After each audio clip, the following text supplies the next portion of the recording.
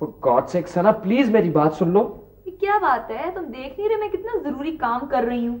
ये जरूरी काम है। तुम्हें क्या है, तुम जाओ यहाँ से। असल में सना मुझे तुमसे एक मशवरा करना है।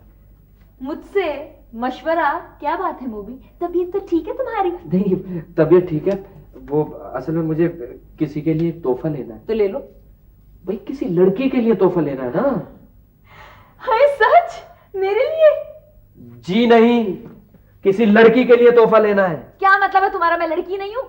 आई एम सॉरी, होगी मैं, लेकिन तुम्हें मैं तोहफा नहीं दे सकता। सना असल में देखो, बुरा मत मानना, वो जो लड़की है ना वो बड़ी मासूम सी भोली भाली सी सीधी सादी सी लड़की है। उस मासूम सी भोली भाली सी सीधी सादी सी लड़की का नाम कहीं इत्तेफाक से मरियम तो नहीं है? ओह यस सना, यस।